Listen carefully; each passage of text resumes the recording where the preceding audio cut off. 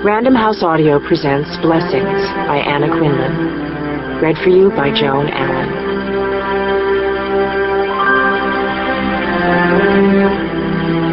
There will be stars over the place forever, though the house we loved and the street we loved are lost. Every time the earth circles her orbit, on the night the autumn equinox is crossed, two stars we knew, poised on the peak of midnight, will reach their zenith. Stillness will be deep. There will be stars over the place forever. There will be stars forever while we sleep. Sarah Teasdale.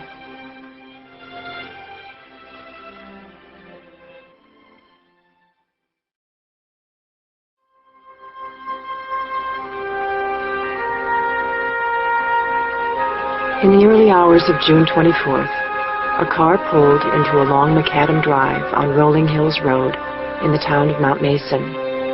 The driver cut the engine so that as the car rolled down the drive and into the oval turnaround between the back of the big white clapboard house and the garage, it made only a soft swishing sound, like the whisper of summer rain, those first few moments after the dirty gray storm clouds open. There were deer in the fields that surrounded the house, cropping the ryegrass with their spotted fawns at their flanks.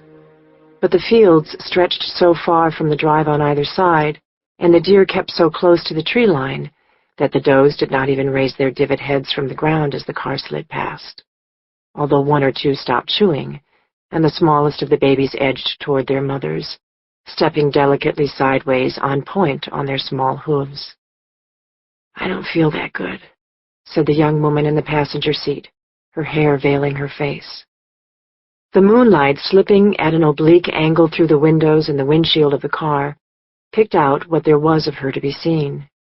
A suggestion of the whites of her eyes between the curtains of her hair, the beads of sweat on her arched upper lip, the silver chain around her neck, the chipped maroon polish on her nails.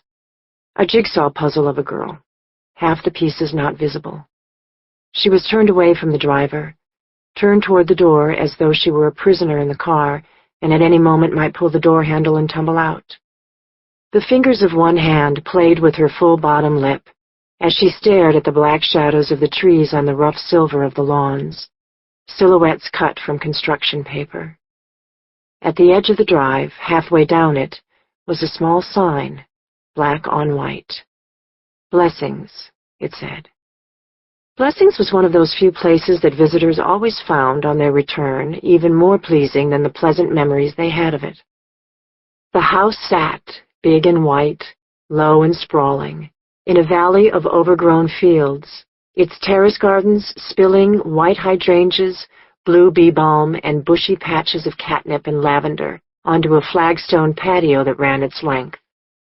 The land surrounding it was flat and rich for a long ways, to the end of the drive, and then the stony mountains rose around as though to protect it, a great, God-sized berm spiky with pine trees. The house had a squat and stolid quality, as though it had lain down to rest in the valley and grown middle-aged. Ill-advised additions had been made, according to the fashion of the times.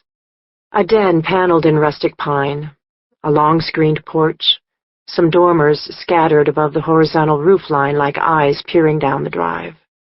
The weeping willows at one end of the pond dipped low, but the cedars at the other were too tall and rangy for grace, and there had been sporadic talk of cutting them down, almost from the day they were planted.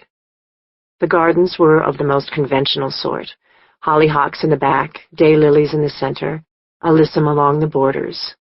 Wild rhododendrons grew in the shade wherever a stream sprang from the ground, to spill down the hillside and into the big pond, a lake almost, that lay along one side of the house. None of it amounted to much on its own. But taken all together, it was something almost perfect, the sort of place that from the road, which was how these two had first seen it, promised plenty without pretense, ease without arrogance. From the road, Blessings looked like a place where people would sit on the terrace at dusk, sip a drink, and exult in the night breeze over the mountain, pull a light cardigan around their shoulders, and go to bed content. At one time or another, in fact, all of these things had been true, but not for some time. In the fashion of the young, the two in the car, peering down the drive some months before, had convinced themselves that appearance was reality. For the girl, it was the awnings that had finally convinced her. Faded green and gold stripes over each window, like proud flags of this little nation-state, where it had been arranged that the sun would never fade the upholstery. That and a small boat to one side of the pond, in which it was not only possible but indubitable that children could sit safely, row handily, put out a fishing line. In the light from a thumbnail moon, the boat, upended on the grass, shone as though a smaller moon had dropped down to earth.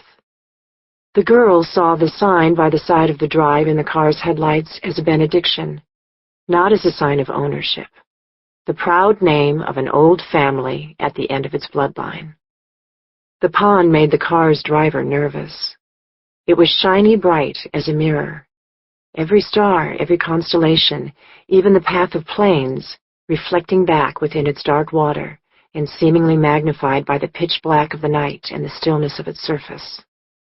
Frogs called from its banks, and as the car rolled silently into the circular driveway turnaround, a fish jumped and left circles on the surface of the water. At the same moment, the car tripped the automatic light at the corner of the house's long porch, and it lit up the drive and the water and the bats that flew crazy eights in search of mosquitoes. The light caught the car itself squarely, so that the two people in the front seat, a boy and girl, each poised between the raw, uncertain beauty of adolescence and the duller, settled contours of adulthood, were illuminated momentarily, as though by the flash from a camera. Their light hair shone, enough alike that